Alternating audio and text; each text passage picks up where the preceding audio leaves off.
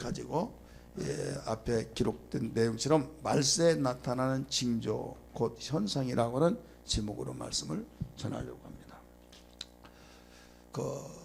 예수님은 전지하셔서 모든 걸 다 알고 계신데 말세, 이 말세라고 하는 것은 종말을 말하고 있는데 이 종말을 세 가지로 나눠요. 하나는 개인의 종말, 그 다음에 민족의 종말, 또 세상의 종말, 이렇게 말하는데 끝이라는 거죠. 근데 일반 사람이 말하는 그 말세를 성경에서는 그렇게 말하고 있지 않습니다. 예수님이 재림을 할 때, 재림하면 모든 것이 다 끝이 나요. 민족의 종말이든 개인의 종말이든 죽어서 끝났다, 이렇게 종말이다, 이렇게 말하는데 성경은 그런 의미에서 말하지 않고 예수님이 재림하실 때만이 그게 끝이라는 거예요. 세상 끝. 믿습니까? 민족이 종말이 되어서 민족이 없어졌다, 그러면 그 자리에 다른 민족이 장악해서 또 살기 때문에 역사는 진행이 돼요. 그러나 이 세상이 다 끝이 나버리는 것은 예수님이 지상 재림할 때 이루어지기 때문에 일반적으로 단어풀이로서 이 종말, 끝난다. 근데 어떤 것이 끝나냐? 내 생명이 끝난 것도 종말이요, 민족이 전쟁에서 없어져서 끝나버린 것도 종말이요, 세상이 3차 전쟁이 일어나면 끝난다, 그런 의미가 아니다 이거죠. 종말은 오직 예수님이 재림하실 때 그게 끝이다.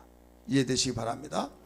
예수님이 얼마 남지 않는 그 시간에 제자들과 함께하는 시간을 가졌어요. 마태복음 24장에서 말씀하셨듯이 이 성전에 가까이 가서 성전을 볼 때 제자들이 성전을 한 번이라도 더 보려고 있을 때 예수님께 이런 말씀을 합니다. 이 성전이 언제까지 있겠느냐고 이렇게 물어보니까 이 돌 위에 돌도 남지 않고 다 흩어지리라 라고 예언을 했어요. 그러면서 이런 내용으로 쭉 이야기하니까, 그러면 선생님 조용히 다가서면서 이 세상에 끝날 종말의 현상이 어떻게 징조가 나타나겠냐고 물어보니까 너희는 다른 사람의 미혹을 받지 말라 하면서부터 15절까지 쭉 이어져 나오는 내용이 나옵니다.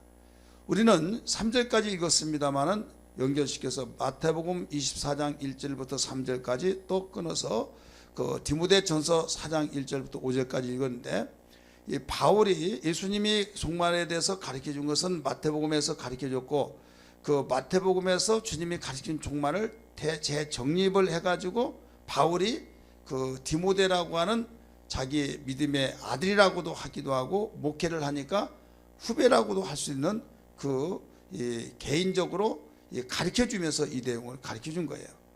이 목사 한 사람이 되어지면 교회가 하나 세워진다라고 하는 것을 여러분 잘 아시겠죠. 이 디모데는 개인적으로 편지를 써서 붙인 겁니다. 그래서 성경에 보면 교회 서신이 있고 개인 서신이 있어요.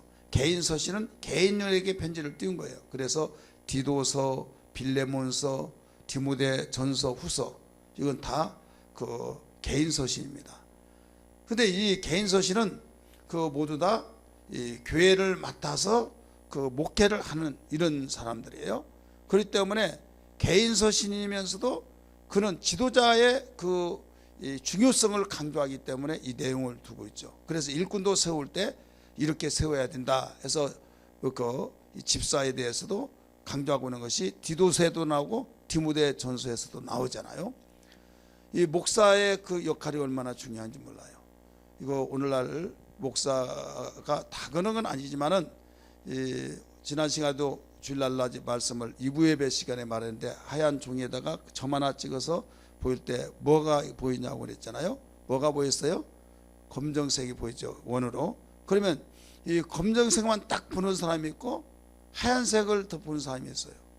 대부분 하얀색에 비하면 100분의 1도 안 되는 검정 점 하나를 보고 왜 그럴까 저럴까 하고 그것만 부각시키는 사람이 있고, 그 점은 그냥 잃어버리고 하얀색만 보는 사람이 있듯이, 부정적인 요소, 빙산의 일각이라는 말이 있듯이 그 수많은 목사님들이 있는 가운데, 수많은 교회들이 3만 5천 개가 한국 땅에 있는데 몇몇 교회에 의해서 방송가 딱 나오면 전체 막 교회가 다 그렇게 되고 목사님들이 다 그렇게 타락된 걸로 생각하는데 그렇지 않거든요.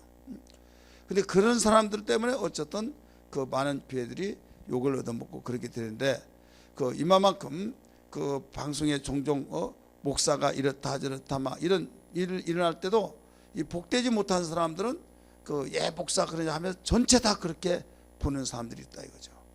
그래서 그 사람들한테 또 잘못됐다고 할 수는 없고 그런 일이 있으니까 이때 우리는 이 지도자가 이렇게 중요한 것이다. 지도자가 아니면 그런 말을 듣지도 않습니다. 그보다 더 큰 일이더라도 그냥 파묻히 지나가는 거예요. 그러나 지도자에게 그런 이제 문제가 일어났을 때 몇 배로 더 다 부각이 되어지죠. 이것은 그만큼 비중을 크게 가지고 있다는 뜻입니다. 이해되시죠? 그렇기 때문에 바울은 디모데라고 하는 그 목사님이기 때문에 이걸 지도자를 세우는 문제도, 또 앞으로 이런 일이 일어난다고 하는 말세에 이런 징조가 일어난다는 것도 가르쳐 준 거예요. 그래서 이 말세에 나타난 징조 크게 저는 두 가지로 정리를 했어요. 하나는 세상에 나타난 징조, 하나는 교회에 나타난 징조. 한번 따라서 합시다. 세상에 나타난 징조, 교회에 나타난 징조. 여기서 세상에 나타난 징조에 대해서 다 이야기를 할 수는 없어요. 세상에 나타난 징조는 대부분 그 교회에 나타난 징조도 같이 포함이 약간 되어 있지만은 마태복음 24장 4절부터 15절까지 그 내용이 세상에 나타난 징조들이 많이 나옵니다. 그런데 교회에 나타난 징조가 또 있는데, 교회에 나타난 징조는 그 디모데전서 4장 1절부터 5절에 있는 내용입니다. 그래서 세상에 나타난 징조는 접어두고 교회에 나타난 징조에 대해서 말씀을 드리려고 합니다. 자, 교회에 나타난 징조 두 가지가 있어요. 하나는 뭐냐면 믿음에서 떠난다. 한번 따라서 합시다. 믿음에서 떠난다. 이 믿음에서 떠나요. 두 번째는 거짓말을 해요. 거짓말. 근데 믿음에서 떠나는데, 믿음에서 떠난 자들이 막 우죽수처럼 막 계속 여기서 일어난다 이거죠. 그래 왜 그러느냐? 이유가 있어요. 4장 1절의 말씀 보면 같이 한번 읽을까요? 4장 1절 디모데전서예요. 디모데전서 4장 1절 시작.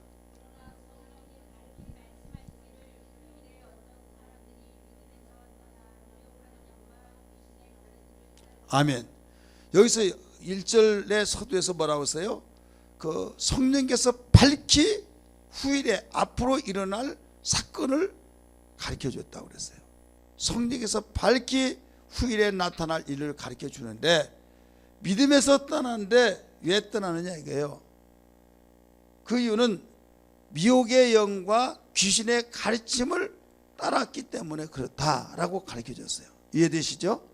그래서 그냥 떠난 것이 아니라 바로 그 가르쳐 주는데, 성경은 내가 분반 보는 걸 가르쳐 지키게 하라. 주님이 말씀하셔서 가르치는 일이에요. 교회가 그 중에 교회 사명이 그 가르치는 일도 그 교회 사명 중에 하나인데, 이렇게 가르친 것이 중요한데도 불구하고 왜 떠나냐? 여기서 미혹의 영과 귀신의 가르침. 그러니까 미혹의 영을 통해서 가르침을 받는 사람도 있고, 또 귀신의 영을 통해서 가르침을 받는 사람이 있다 이거죠. 그러면 가르침을 받았다는 것은 가르쳐 준 자가 있다는 거예요.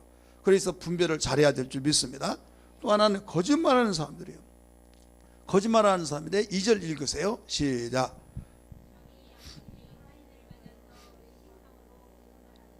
예, 자기의 양심에 화인이 맞았다. 자, 어떤 사람은요 거짓말하면 벌써 거짓말하고 있다 이것을 느껴요. 왜? 얼굴이 막 그 붉어져 가지고 불안해 가지고 막 덜덜덜덜 떨리는 것 같이 목소리가 떨리는 것을 볼 수 있어요. 그러면 그 사람은 굉장히 마음이 착한 사람입니다. 깨끗한 사람이에요. 그리고 거짓말 한 번도 못 해본 사람이 거짓말하고 보니까 굉장히 막 두렵고 떨리고, 또 굉장히 마음이 찝찝하면서 자기가 양심을 속이는 그 괴로움 때문에 떨리고 있는 거예요. 근데 어떤 사람은요 거짓말을 하더라도요 침착하면서 얼굴색 하나 변하지 않고 잘잘잘잘잘 나와요. 그러니까 누가 보면 그것 보면 굉장히 진실한 말 같이 그 꾸밈도 굉장히 그 논리적이고 현실적이고 타당성 있게 아는 것도 많죠. 막 상식도 많고. 그러면 거기에 쭉 이렇게 그 이야기를 할 때 그걸 누가 거짓말이라고 하겠냐 이거죠. 사람이요 양심 속에 자기가 잘못했을 때 찔림이 되고 기록하는 그 사람은요 양심이 살아 있습니다. 믿으시길 바랍니다. 그런데 거짓말하면서도 양심이 그 찔림도 없고 그냥 어떤 반응도 없고 담대하고 아무 거리낌이 없는 사람, 마음이 편할는지 모르겠지만은 이거 화인 맞았다고 그랬어요. 따라서 화인 맞았다. 화인이 뭘까요? 화인이 뭐예요? 화인이에요? 불화자를 쓴 겁니다. 불도장이에요. 이 되는 것도요 살짝 되면 물집 생기고 막 쓰라리고 고통스럽습니다. 그런데 그 대장장이가 그 연탄불 같은데 숯불 이런데 넣고 막 풍불에서 쇠를 담그잖아요. 거기다 놓고 하면 빨갛게 익어야 안 그 벌거래야 안 벌거래요?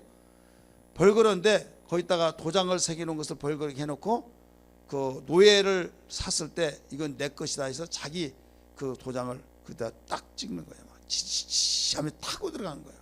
얼마나 그 아프겠어 막 하면서 바싹 익어버리는 거예요. 바싹 익으면 덫이 안 납니다. 그래서 바싹 익었을 때 이제 그 속에는 남의 그 살이 되는 거예요. 그래서 거기에는 아프지를 않아요.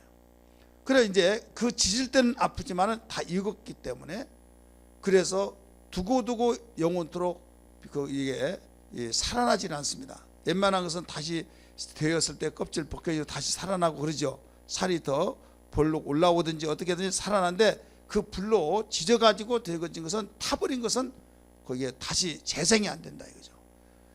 그래서 그게 옷을 벗겨놓고 보면 너 노예다 그걸 알고 소유물뿐이 안 되는 거죠. 근데 그 도장으로 양심을 바로 태웠기 때문에 화인 맞았다. 화인 맞아서 꺼리낌이 없다 이거죠. 그래서 양심이 화인 맞아서 의식을 한다 이거예요. 거짓말을 한다 이거예요. 그래서 결국 거짓말하는 사람이 되어버린다. 여러분 예식이라는 건 가면을 썼다는 거예요. 자, 가면을 쓰면서도 안 그런 척할 때 얼마나 괴롭겠습니까? 그런데 그 사람은 괴롭지 않다 이거예요. 여러분 거짓말을 대수롭게 여긴 사람 보면요 절대 영적 생활 못합니다. 왜 그런가 하면 거짓말 반대는 뭐예요? 진실이에요. 진리는 진실과 함께 일한다는 걸 믿기 바랍니다. 할렐루야. 따라서 합시다. 진리는 진실과 함께 일한다. 그래 영적 생활을 제대로 한 사람은 절대 거짓말을 할 수가 없어요. 상황적으로 이때는 진짜 진실이었는데 되돌아서면 상황이 바뀌어서 거짓말이 될 수가 있어요. 이것은 현재 나는 진실하게 말했는데 거기 앞에를 모르잖아요. 그럴 때 뒤바뀌어져 버린 경우가 있어요. 이것은 그 사기죄로 걸려들 수도 있습니다. 그러나 양심 속에서는 나는 정말 그렇게 하지 않으려고 하는데 상황이 바뀌어졌다 이거죠. 예를 들어서 내가 돈을 언제까지 주겠다. 어떻게 주냐?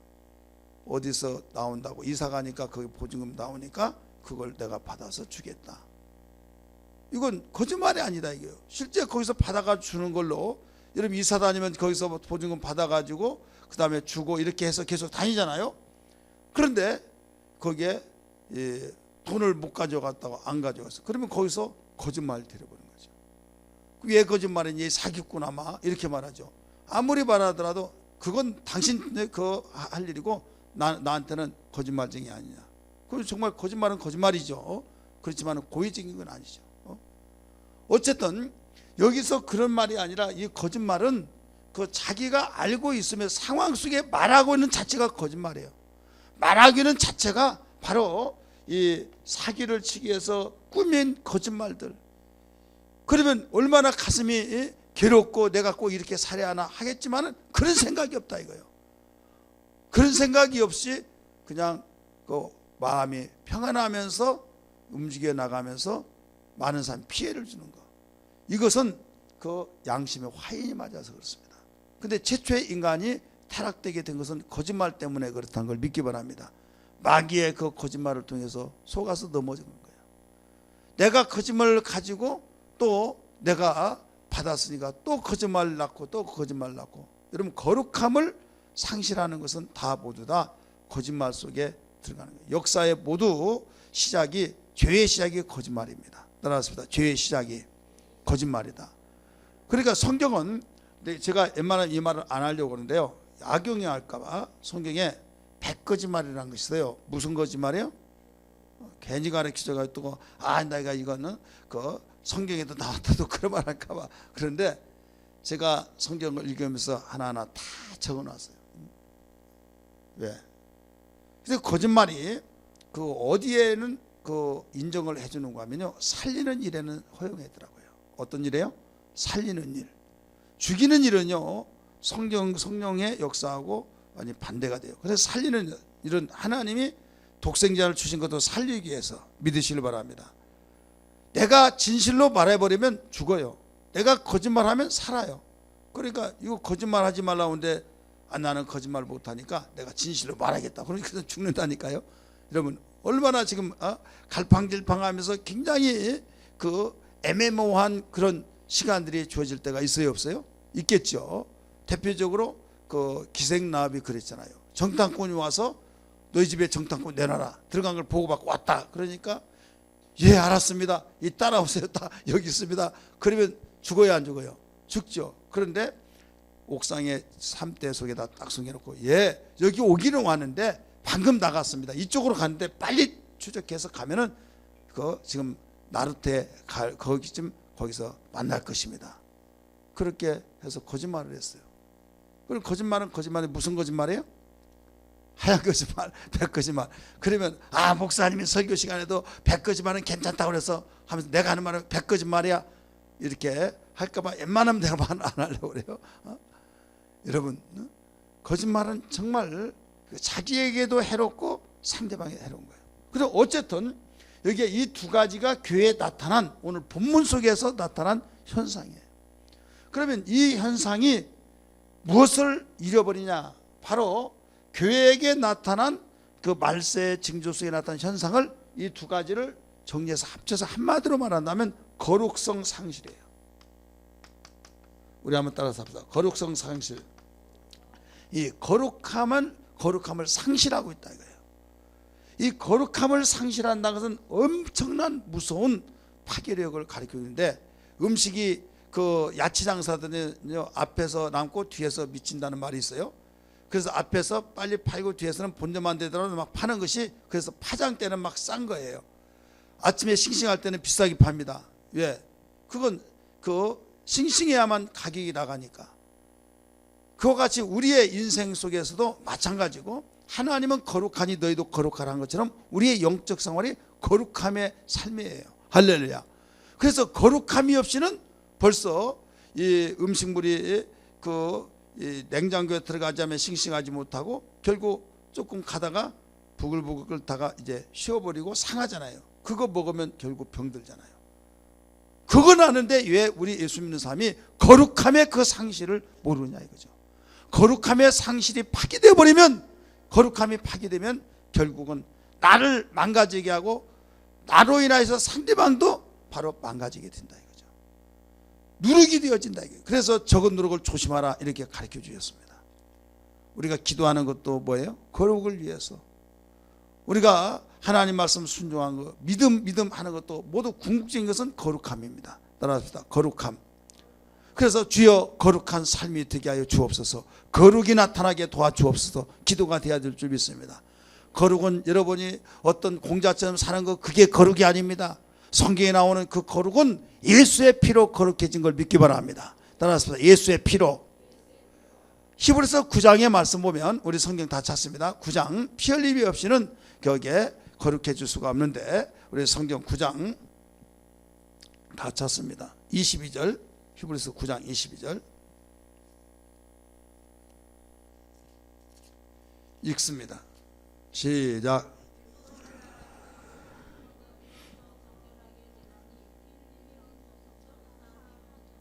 아멘. 피 흘림이 없은즉 사함이 없느니라.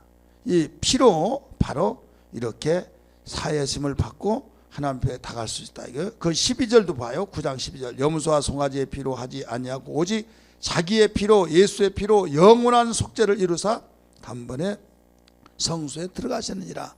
성소 안에 거룩하신 하나님 앞에 들어갔다 이 말입니다. 믿으시길 바랍니다. 거룩함이 없이는 하나님 만날 수가 없어요.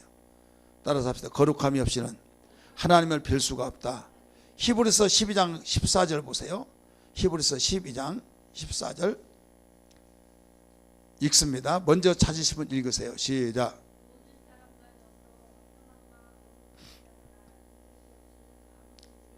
아멘. 이것이 없이는 아무도 주를 뵙지 못한다고 그랬죠. 이것이 뭐예요? 화평과 거룩함. 화평과 거룩함이에요. 거룩함이 없이는 누구든지 주를 배울 수가 없다 이거죠.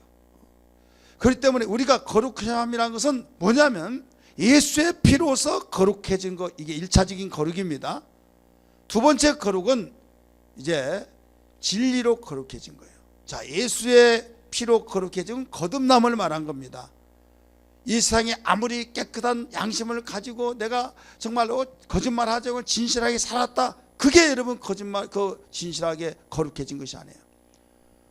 아무리 헌집을 잘 짓고 또 헌집을 부신 것을 보수하고 깨끗이 짓는다고 해서 새집 될 수 있습니까?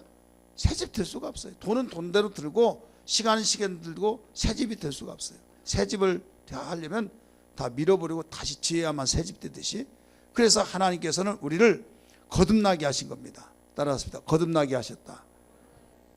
그래서 성령으로, 물과 성령으로 거듭나지 않으면 하나님 나라를 들어갈 수 없다, 이렇게 가르쳐 주셨어요.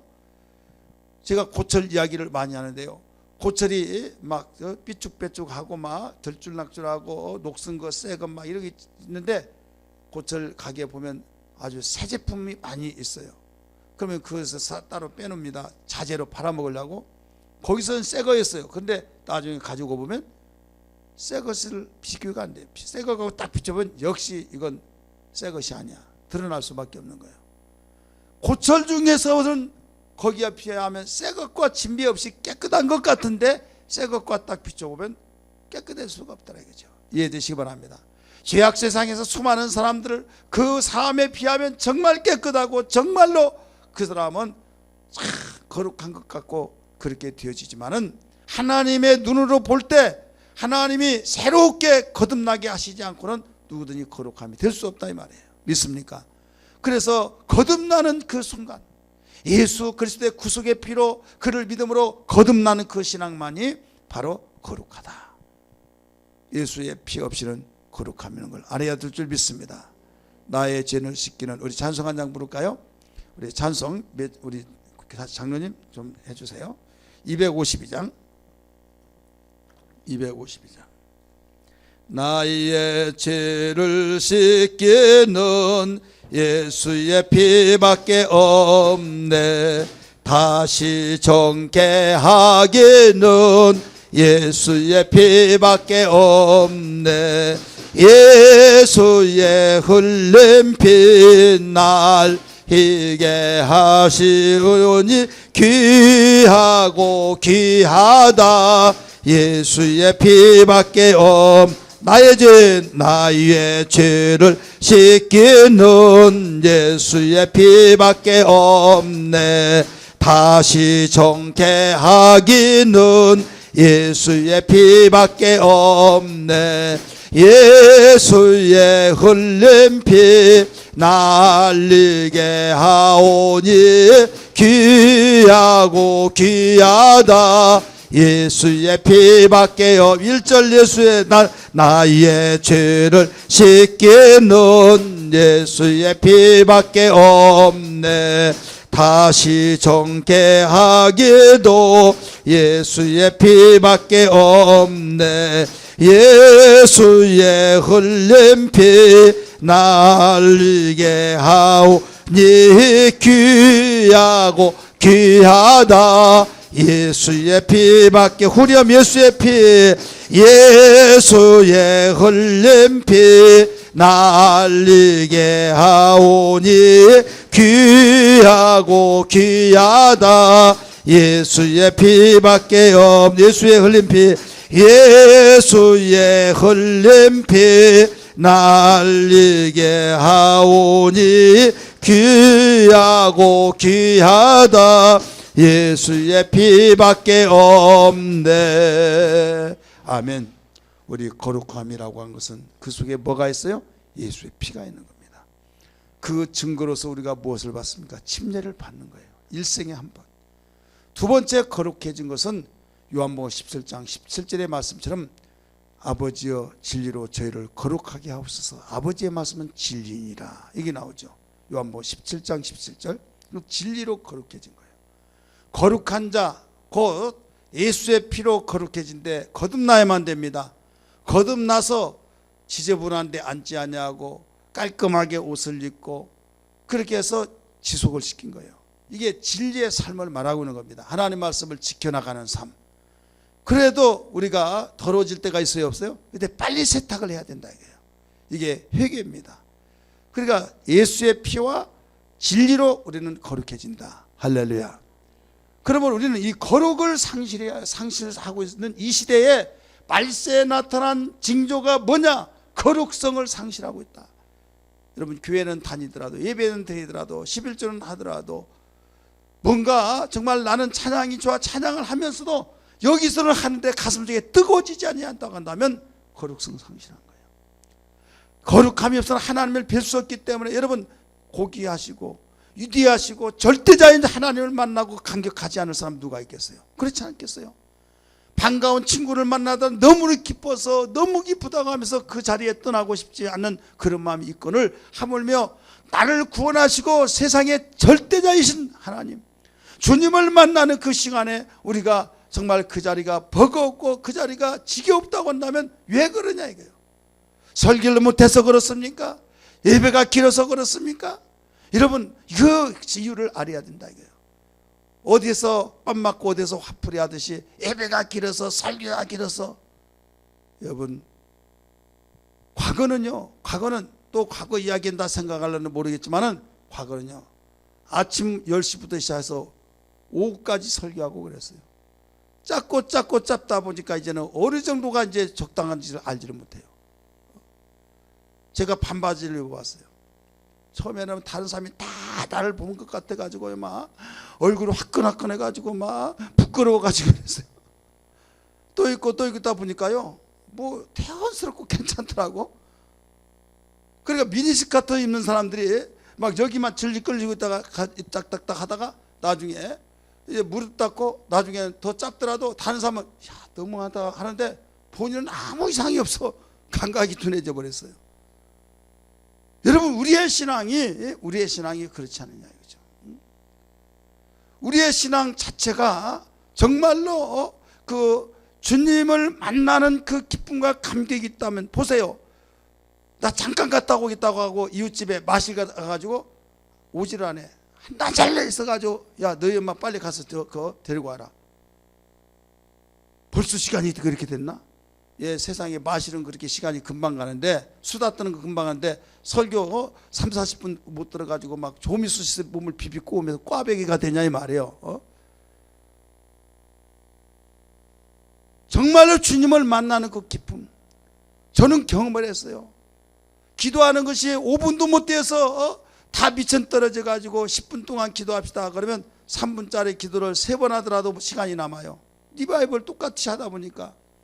그런데 주님 만나는 가운데서 기도하다 보니까요, 종을 치는데 왜 그렇게 방해하시는가 했더니 30분이 지내버렸어요. 야, 깜짝 놀랐어요. 조금만 하면 1시간, 2시간 데리고 주님 만나는 기쁨과 대화, 주님 기도는 교제라고 그랬잖아요. 대화하다 보니까 금방 가는 거예요. 사람들의 요구한 대로 다 하다 보면요, 아 처음에는 좋다, 너무 작고 너무 좋다, 간단해서 좋다. 그런데 나중에 그 면에서 조금 지나면요, 덤덤해져서 나중에 그것도 지루해진 거예요. 여러분, 우리는 정신 차려야만 합니다. 그렇다고 긴 것이 좋다, 짧은 것이 나쁘다, 그게 아니라 우리는 중요한 것은 짧든 길든 주님 만나는 삶이 중요하다 이 말이에요. 할렐루야. 주님 만나는 감격, 그 기쁨으로 우리가 임한다고 한다는 이게 중요하지, 여러분 길고 짧고 그게 중요한 것이 아니다. 이 거룩한 것은 다른 것이 아니에요. 정말 내가 죄짓고 거룩한 그분을 어떻게 바로 얼굴을 찾아볼 수 있겠으며, 내가 다른 데서 엉뚱한 짓 하고 그 거룩한 그분을 뵐 수 있겠습니까? 뵐 수가 없는 거예요. 그러니까 교회 생활한 것이 형식과 의식에 완전히 빠져서 세속주의에 빠져버린 거예요. 사랑하지 않고 같이 살면서 얼마나 그 가식적이다고 생각이 되겠습니까? 정말로 사랑하여서 언제 오시냐고 기다리면서 어서 오시라고 얼마나 수고했냐고, 그 마음이 일편단심된다고 한다면 내 마음도 평안하고 상대도 그걸 벌써 느껴서 행복한 가족을 유지하겠지만은 다른 남자 다른 여자를 보면서 그 딱 시간에 우리 남편이 몇 시까지인가 그 안에 들어가야 된다 해서 들어와 가지고 안 그런 척하고 화장을 하고 어서 오세요 하면서 속에서 편안히 있겠느냐 이거예요. 아무도 모른다 할지라도 하나님은 알고 자기 양심은 안다 이거죠. 여러분 미소를 지었던 좋은 말을 한들 이건 얼마나 마음이 괴롭겠습니까? 근데 나중에 이게 만성이 되어버린 그것도 몰라. 이때는 끝나버린 거예요. 화인 맞아버렸다 이거예요. 오늘날 기독교인이 그와 같은 거예요.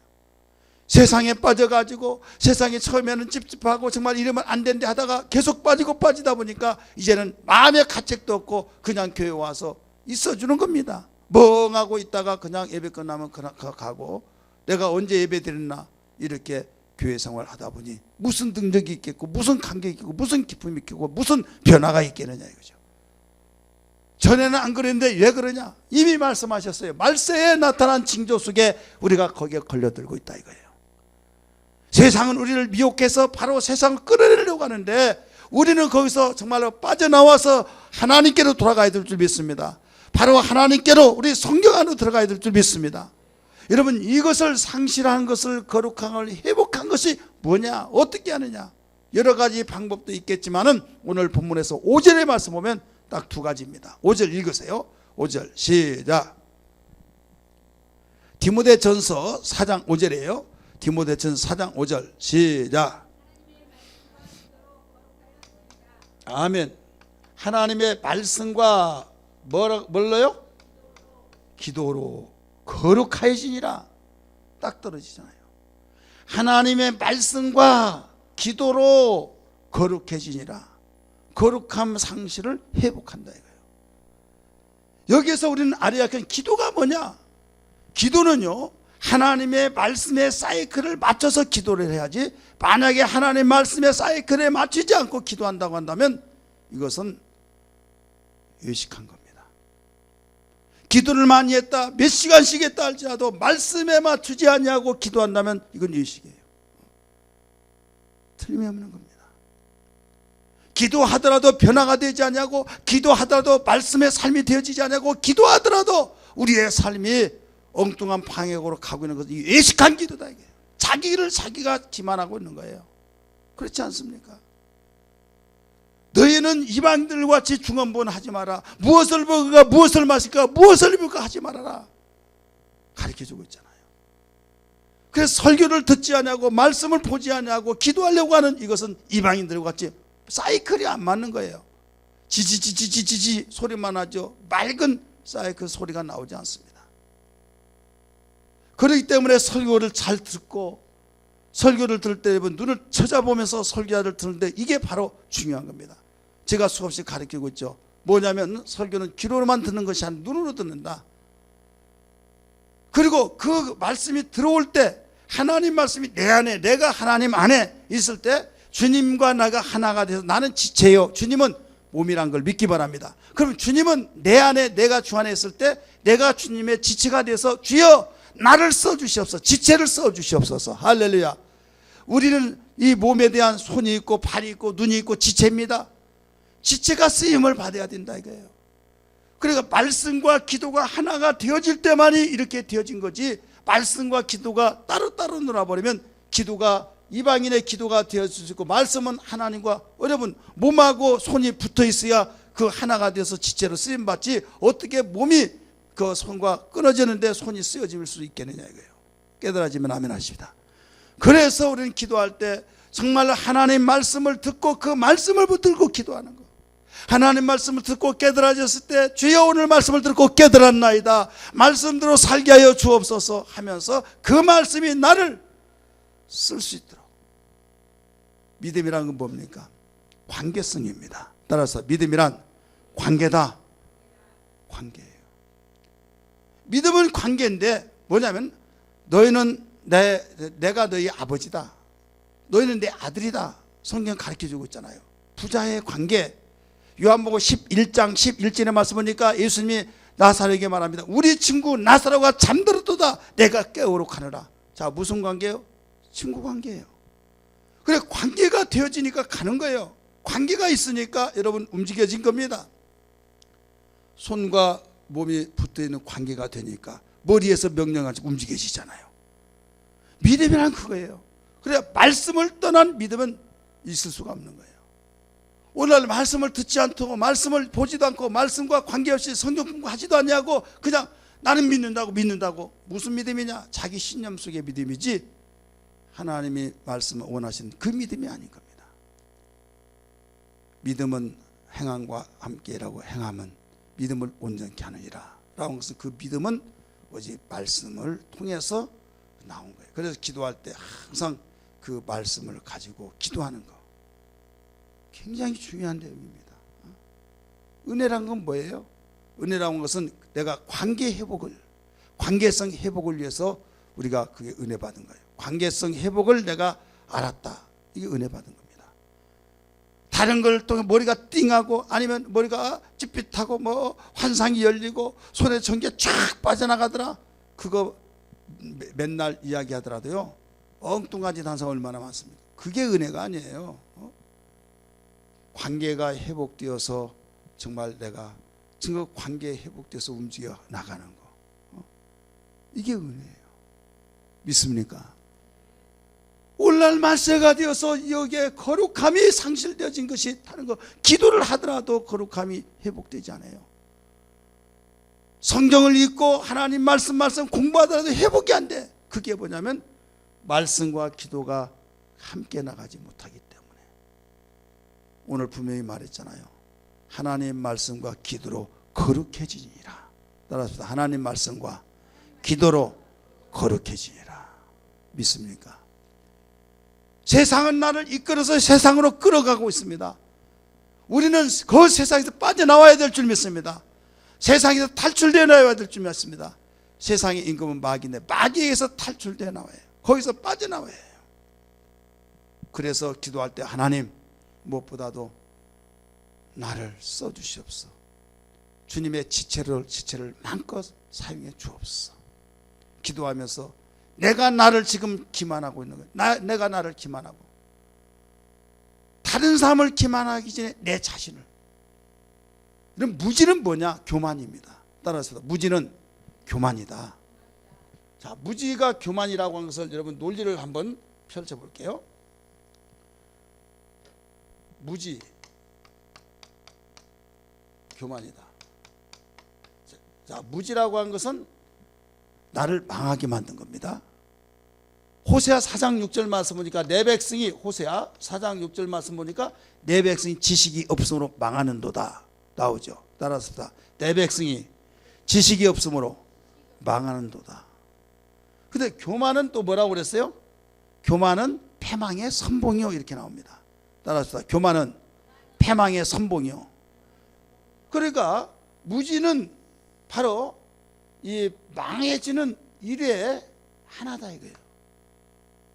그래서 결국은 하나님은 무지한 자를 깨우쳐서 생명으로 이끌어서 망해지는 자를 끄집어서 바로 일으켜서 살리는 일을 하시는데 왜 예수를 믿으면서 신앙생활 하면서 하나님이 살려놨는데도 불구하고 왜 죽어가느냐 이거죠.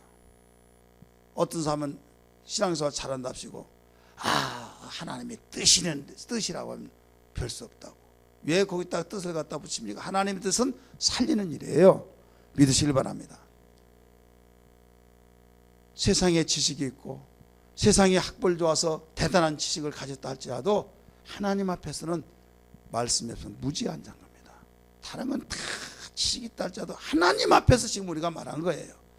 따라서 하나님 앞에서.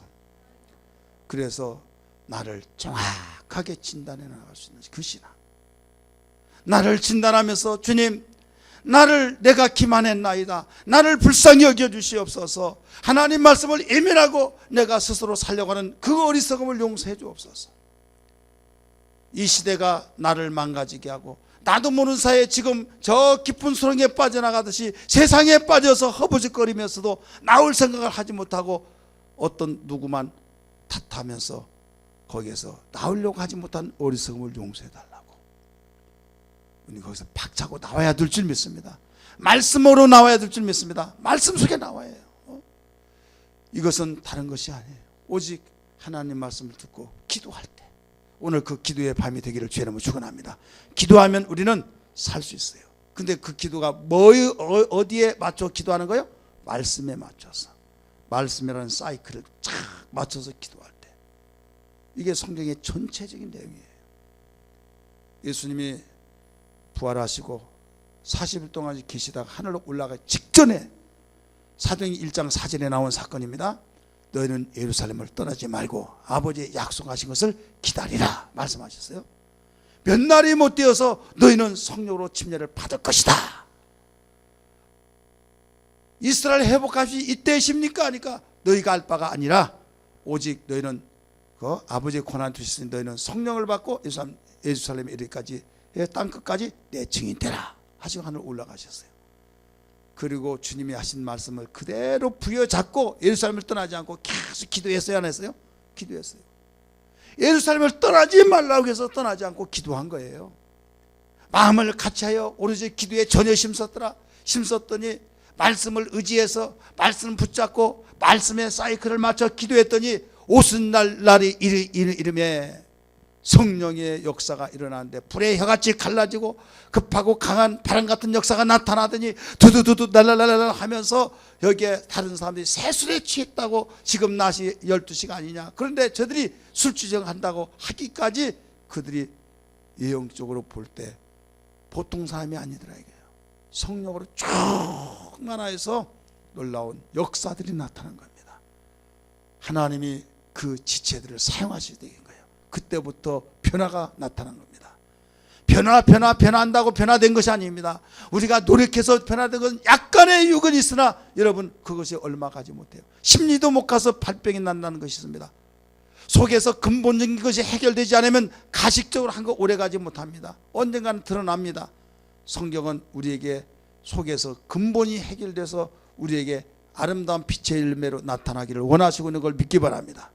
거룩함이 회복이 되어야만 돼요. 우리의 신앙의 타락상 신앙의 가장 치명타는 죄입니다. 그래서 죄를 보고 두려워하고 무서워하면서 죄라고 하면 완전히 박멸시켜서 이기는 그 삶이 가장 중요한데, 부지중에 죄졌다 급하게 미룰 거 없어요. 내년에 한 달 후에 우리 12월 달 얼마 남지 않은 게 송구 영신 예배 때 내가 그때 회개하겠다, 여러분 그렇게 생각하지만 급하게 바로 그 자리에서 회개하고 탈탈 털어버리고 죄사함 받고 출발하고 여러분 계속 나가야 될 줄 믿습니다.